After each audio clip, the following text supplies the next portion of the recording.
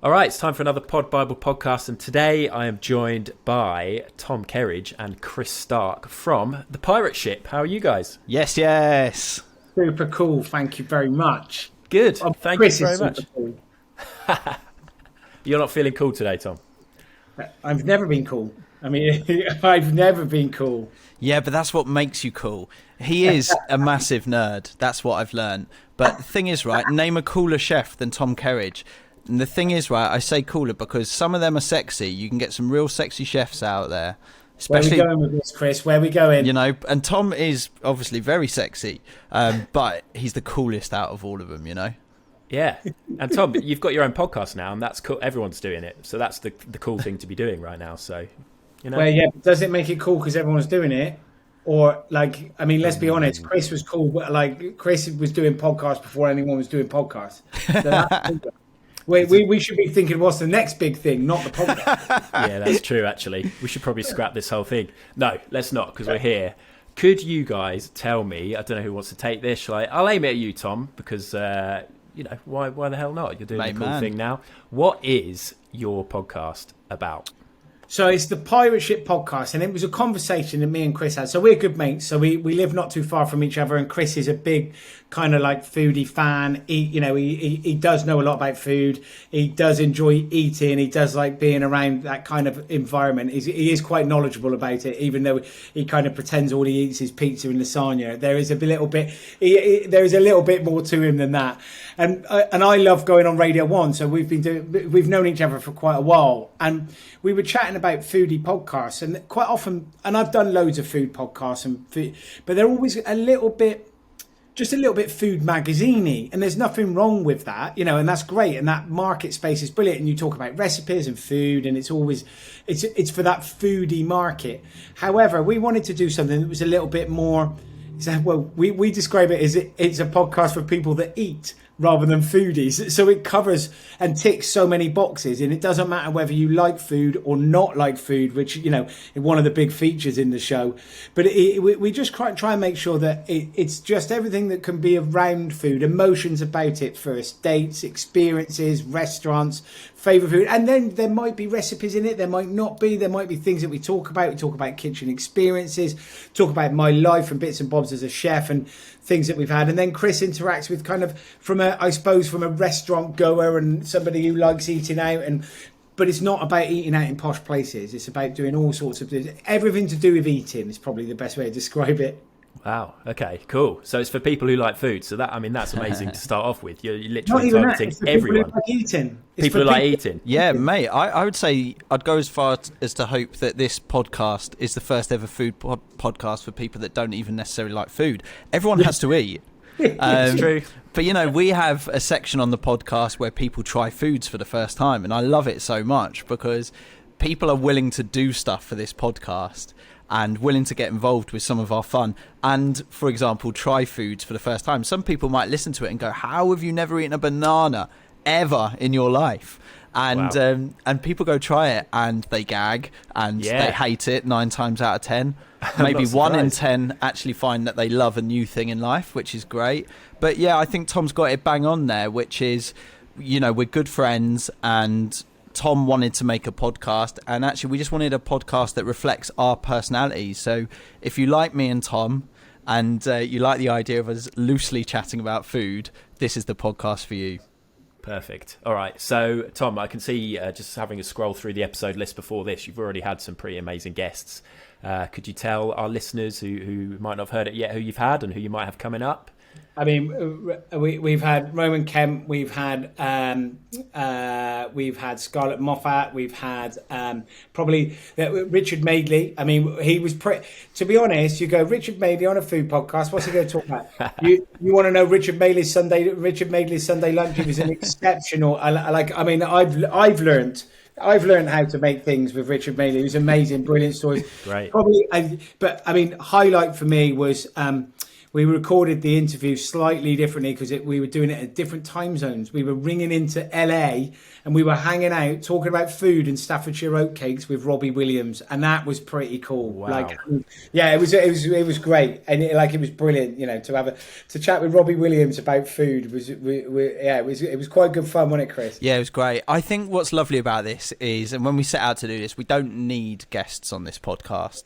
Ultimately, we can bring friends in on it, and because it's our first series, we thought it's a nice way of bringing people in, and I've really enjoyed it because Tom's right. When you ask Richard Madeley what his signature dish is, and this has become one of my favourite questions with people that we have on the podcast, you know, what is this one signature dish that you'll go make? So with Roman Kemp, it's like, what's the meal you use when you're trying to impress a date?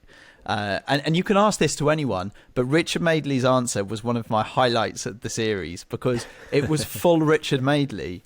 And I think that's what I love about this is we do have guests on this podcast, but it's been really nice bringing them into our world. And generally speaking, they're just mates of ours. So it's just a nice excuse to bring them in on our nonsense. Fantastic. So I'm guessing that this came about, Tom, when you were, everybody's been stuck at home. You haven't been as busy as you traditionally would have been before the pandemic and all that kind of stuff. How have the pair of you found doing this over the internet? I'm guessing you haven't had any plans to meet up and do this face to face. No, have you found it easy? We've met up. No, we've done some of it, over Zoom. But okay. I was really adamant that as soon as we could, that we should be in person. And Great. Tom's got a great pub and restaurants, and I think that's what this podcast needed to be based in. And it's what a lot of people were missing when we started as well. People were missing being in that environment. And I think what's been lovely is we've had so many messages from people that feel that listening to us is a bit like being back in the pub. And that's been really important. And so, yeah, it's been lovely actually being able to see Tom in person. We pretend it's work, and that's how we can get away with it. And the truth is it's not work at all. Yeah, it was. I mean, it was great. I mean, during lockdown, I think I was invited on and did loads of podcasts for different people. I'm sure you guys and Chris was the same. We've all done bits and bobs of podcasts. However, this wasn't done out of being in lockdown. This was something that we've been talking about for a while, and it just kind of not kind of coincided, but it worked quite nicely that as the restrictions were lifted, we were able to meet up. So this was planned all along, but it kind of worked out quite nicely for us that we could then hang out in the pubs, use it for a workspace, and then create this kind of content that, I mean, it's just literally it's two mates sitting down, chatting about food and going through different processes, but also having fun. Like the whole point of it is to make it a fun podcast, to make it a great crack, to make it, talk about different bits and bobs. Yes, we get guests on, but like Chris says, it's not the major point. It's a nice little, it's a nice little cherry on the top kind of thing. But the reality of I suppose, the meat and two veg of it is always about it being just two blokes having a laugh talking about food, and then we get and cocktails. Drink is another big thing, so we bring in every episode my barman from down at the Hand of Flowers creates a cocktail for somebody who wants a special occasion or something to do, or they're having barbecue with their mates over, they want something a little bit interesting. So Fro turns up, creates a couple of cocktails, Chris drinks them, and then has to get a taxi home. There you go. Fantastic. Sounds like a great gig you've got here, Chris. Sounds absolutely fantastic. That's the wonderful thing, and I always say this to people whenever, because anyone can make a podcast, right? Mm-hmm. And I'm a big believer in just make a podcast what you would find fun. Yeah. And that's what we've done. Like, Tom and I, we could have gone about this in a totally different way. We could have got other people involved in it. We could have done anything we wanted, actually. And what we both settled on that we wanted to do was just make a podcast which was fun for us. And that's ultimately what we've gone and done. Yeah, sounds great. I mean, yeah, because you're right, because a lot of people were, in the lockdown, they found themselves with a lot more time. They're like, should we do a podcast? And you could tell that there was a sort of attitude. It's like, let's keep busy. And now that things are opening up again. I think it's fantastic. I think anyone should be encouraged to go make a podcast out there. God, look, I can talk. I obviously do a podcast with Peter Crouch. I do a radio show every day. We do a podcast for that. There's a lot of podcasts out there, and I think it's fantastic. I think it's great that people can take control and And, you know, anyone listening to this right now, if you want to go make a podcast, go make a podcast. Like, it's a great thing to do with a mate. Yeah. It's just when you're in my position, I feel very fortunate that my mate is Tom Kerridge and that I can explore his brain. And I just think he's brilliant. I think he's a fascinating bloke. I think everyone loves him. Well, not everyone, but most people love him. And, definitely not true. And I've learned so much from it. And I think... I really hope, I know a lot of chefs listen to the podcast, but the main thing for me is I think there's a lot of people like me out there that enjoy listening and learning from Tom, and we get a bit of that from the podcast as well. Beautiful. Cool. So you're clearly doing it for the love of it, and it sounds as if, you know, there's going to be a second series and it's something you two are going to want to carry on with. Yeah, I think it's just got to stay fun, hasn't it? As long as Tom and I want to do it, we'll continue. And I think a large part of what informs that decision is really how what people want. Because end of the day, like, we can churn it out. If no one wants to listen, then you know, there's no need for us to be doing it. But what's been lovely is all the messages that we've had from it. And I think it's an interesting one as well, because I think I'm so heavily associated with the Peter Crouch podcast that I get invited to do podcasts with various other people. And what I loved about when me and Tom were setting this up is it felt like a new world to attack. Tom Kerridge is the Peter Crouch of the food world. You know, I don't know a better character. Less hair, not as tall and much fatter. Yeah. There you go. Well, I say, yeah, I'm not agreeing with that, Tom. There's so much to get into, and my favourite thing about the Crouchy pod is that we bring all the listeners with us, and we've made an amazing community. And it's interesting, you said in your question earlier, Adam, about, you know, who are we likely to get on the podcast. And I think if we move into another series with this, I think as it's lovely having guests, but I've learned with podcasts that the sky is the limit. You can get the future king on your podcast if you want. It's anything can happen as long as people who listen to the podcast and enjoy it want it to happen. And we're talking about like a second series. Yeah, I mean, there's so much for us to explore, because it's not just about the world of food and nice restaurants to eat at. There's so many different things, and Chris is an amazing ideas man. He's got brilliant ideas of funny little bits and bobs that could be 30 seconds long or could be 10 minutes long, of conversations and ideas that all are related to. It is around food, but actually it's about human beings. It's about people, and it's about having fun. That food just appears to be a part of it. And there's so much ground to go over. There's so much scope. So yeah, it feels like it's something that could just keep going forever and ever and ever. It feels like it's super good fun to do. And, you know, Chris is full of so many great ideas that we just keep rolling them out and like putting words over the top. Yeah, Tom's right. And the thing is with food and drink is when you think about it, it sort of runs through so many different areas of life. So you go to a festival, you eat, you know, there's food there, and there's great stories from where we've all gone to festivals.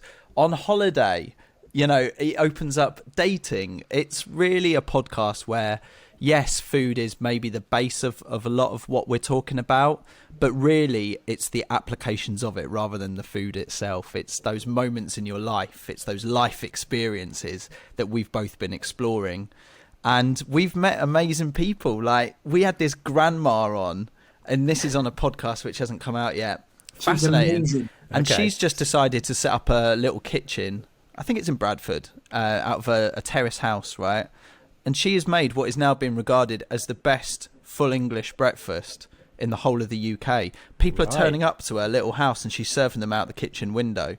It's amazing stories like that I feel that this podcast could uncover if we were to get into a second series.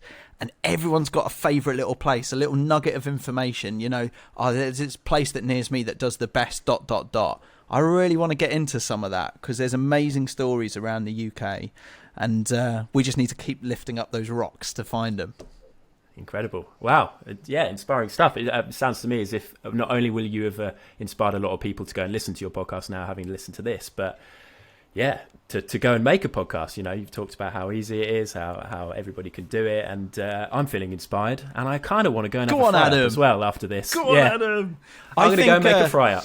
I think it's great, and I think if you can't be asked to make a podcast, that's all good as well. You don't have to. Don't feel you have to make a podcast. I know the world can make you feel like that. You don't have to. But come get involved with ours. If it sounds like the kind of thing that might be of interest, feed in. As Tom says, we go through so many ideas, and I feel sometimes, Tom's a big businessman as well, and I'm there suggesting see-through toasty machines. But you never know, we might just stumble upon one of these ideas is going to be the one. I'm convinced of it. So if you're listening and you think you've got ideas, feed them into this podcast. Incredible. I'm like a really rubbish Alan Sugar with Chris. We go, that's a good idea. Yeah, let's do that. Yeah, let's have a go. Let's let's make a clear see-through toaster. I'm still trying to work out how it doesn't melt yet, but we haven't quite got there yet, have we, Chris? No, we haven't, mate. But this is what I love about working with Tom is I think I'm the kind of person that has a few drinks in a pub and we all come up with these ideas. And what most of us do is wake up the next day, get on with our lives, get on with jobs, college, whatever, and just go and you don't really revisit it. You go, that was just a drunken idea. I've started in my life to go, well, actually, those are good ideas. It's just the next day you wake up and life takes priority and what I want to start doing is trying to make some of these ideas happen. What's amazing in Tom is I found a bloke that doesn't really say no. He always says yes at the start. Yeah. And I'm certain that one of these ideas from the podcast is going to change the world forever. I just don't know what it is yet. The difference is because I don't drink, right? So I don't forget. I don't wake up in the morning having forgotten a daft idea. I wake up in the morning going, that's a brilliantly daft idea. Let's just do it. And then you have to remind Chris and he goes, I said, what? Oh, all right. Okay. We're doing what? We're building a clear plastic see-through toaster. Okay. Right, okay. So this is definitely something for our listeners to keep an eye out on. Not only do they need to listen to this podcast, but they need to keep an eye out on the shelves. There's going to be a clear plastic toaster at some point. Yeah, maybe. Yeah. There has to be now. You've really bigged it up. I'm really intrigued and I want to try it. The idea is out in the world. That's what we do. We throw these ideas out into the world. If you're part of our podcast, you will benefit in the long run. Fantastic. All right. Well, listeners, go and have a listen to The Pirate Ship. As you can tell, Tom and Chris clearly have great chemistry and get on very well. So that's half the fun of podcasts most of the time anyway. So thanks very much, Tom and Chris, for coming on. Nice one, Adam. Thanks, mate.